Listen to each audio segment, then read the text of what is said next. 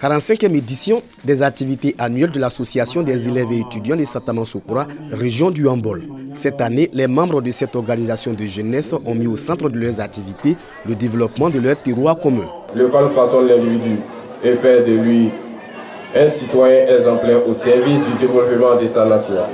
C'est ce qui justifie les thèmes que nous avons choisis cette année, à savoir AES, au service du développement durable de la sous-préfecture de Satamansoukroua.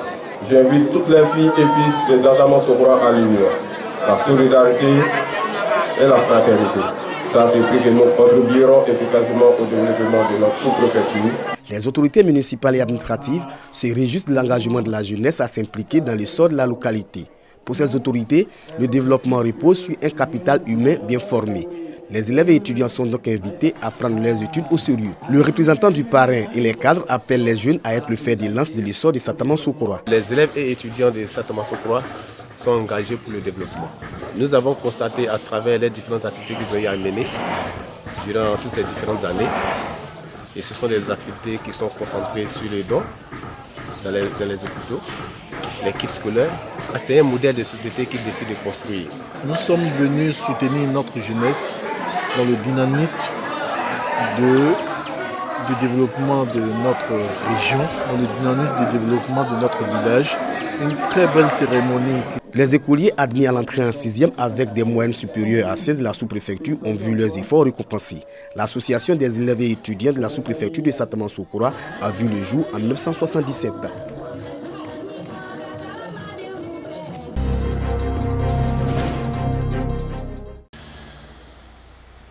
L'axe Agnibile-Kro-Tanda-Bondoukou, 133 km. Des travaux de renforcement sont en cours pour redonner à cette route son lustre d'antan. Ces travaux ont démarré le 31 mars 2021. À un an de sa livraison, tout semble bien se passer avec un état d'avancement physique estimé à ce jour à 78,21%. L'axe va relier deux régions, l'Indénu et Duablin et le Gondougou. C'est le même constat au niveau des travaux de la route Agnibile-Kro-Taki-Kro, frontière du Ghana. 33 km. Une nouvelle route bitumée dont les travaux de construction avancent au rythme souhaité, 55,70%.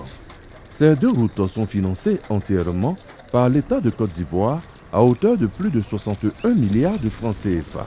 Vous aurez le bitumen aussi de la route Koutouba-Nation, autour de 290 km qui vont être bitumés ici, et pour un montant de plus de 200 milliards. À l'issue de tous ces travaux-là, la zone va être complètement désenclavée. Des travaux appréciés par les populations. Au moment qu'il n'y avait pas de goudron, ici à la frontière, tu peux faire 1 heure de temps. Mais maintenant, 15 minutes, 12 minutes, tu es à la frontière. On voit que l'État, il a travaillé beaucoup. On remercie l'État. Les sous-préfectures et les chefs-lieux des départements traversés par les travaux bénéficient à l'intérieur de leur localité de 3 à 5 km de bitume. Dans la région voisine, le Bunkani, les règles sont les mêmes. La vision du président de la République est de relier tous les chefs-lieux de département par le bitume. Bouna-Doropo, 76 km, le bitume est désormais une réalité pour les populations. Celles de Téini n'y échapperont pas. Les travaux ont été lancés et mieux, le Bunkani sera relié au Tchologo par une route bitumée. Les travaux ont été lancés par le Premier ministre Patrick Hachi. Le Bunkani est également une région frontalière. Porte d'accès au Ghana, les travaux de bitumage démarrent par la construction du pont de 206 mètres sur le Volta Noir. Coût 12 milliards de francs CFA. Côté Burkina Faso, avec la fin des travaux de Doropo, c'est désormais chose faite. Ici aussi, la joie des véritables bénéficiaires que sont les populations ne se fait pas attendre. Avec nos présidents, la route là, ils ont fait, c'est propre, il n'y a rien. Nous, on fait 1 heure de temps, on arrive. Si c'était avant, on fait 4 heures de temps. Si le goudron est là, il y a des boss qui peuvent garer puis venir manger, faire des achats. Ça peut permettre aux femmes du village même à venir vendre au bord, se chercher un peu. Le gouvernement qui est en place là, c'est Dieu qui va les payer. Puisque nous-mêmes là, ils font notre travail propre.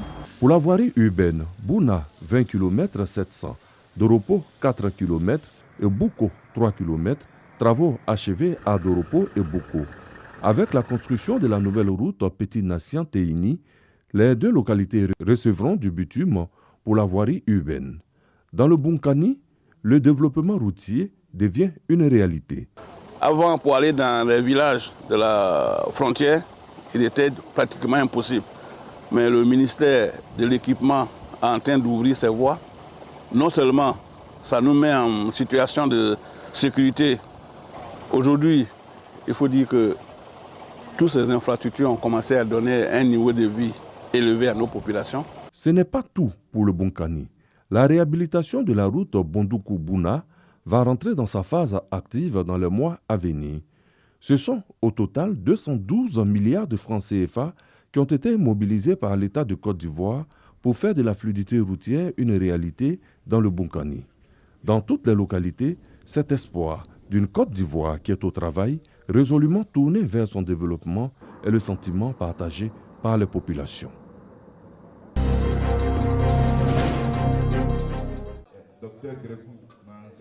L'étudiant de lettres modernes, acteur de développement social, tel est le thème d'une conférence tenue au campus 2 de l'université Alassane Ouattara. Une rencontre couplée à la cérémonie de distinction des meilleurs étudiants de licence et de master de la faculté de lettres modernes de l'université Alassane Ouattara. Des activités organisées par les étudiants de cette UFR de communication, milieu et société, dans le cadre de la 2e édition de la croisade littéraire.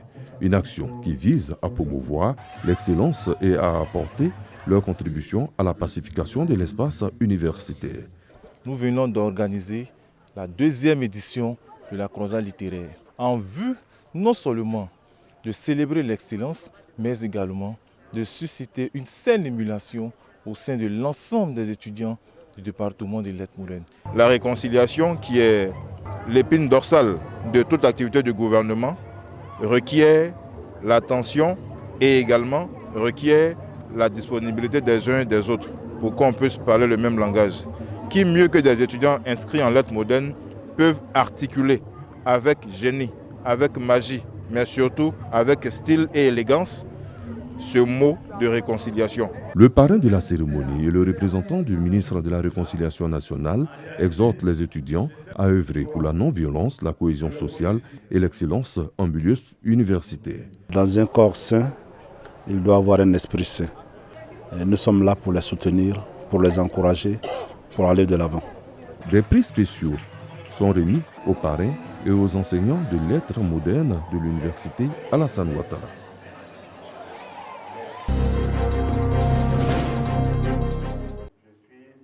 Les étudiants de l'université Alassane Ouattara instruits sur l'importance du film documentaire.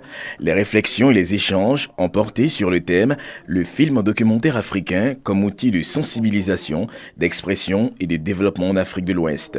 Conférence animée par Paul Charlemagne Kofi, directeur d'une école spécialisée de cinématographie en collaboration avec Africadoc Côte d'Ivoire, association qui œuvre pour la promotion du film documentaire de création. Le documentaire nous permet de pouvoir conserver notre culture. Or, la culture, c'est tout ce qu'on a, c'est tout ce qui nous reste, c'est toute notre richesse. Aujourd'hui, on parle d'émergence, on parle de développement, on parle de beaucoup d'aspects. Mais pour qu'on puisse émerger, pour que demain les gens puissent voir ce qui est en train d'être fait aujourd'hui, c'est grâce au documentaire, c'est grâce à ces films documentaires qui vont raconter qui nous sommes. Le documentaire reste source réellement d'informations et parfois même former et sensibiliser. Une rencontre riche en enseignements pour les étudiants. Le cinéma, le documentaire présentent des valeurs pour un peuple et que aussi en Côte d'Ivoire nous avons des écoles de cinéma qui forment plusieurs étudiants ou des personnes qui développent l'envie d'apprendre et de se former dans le domaine cinématographique. Un panel a également sanctionné cette rencontre culturelle sur le thème de l'autonomisation de la production documentaire en Afrique. L'activité s'inscrit dans le cadre du projet Impala.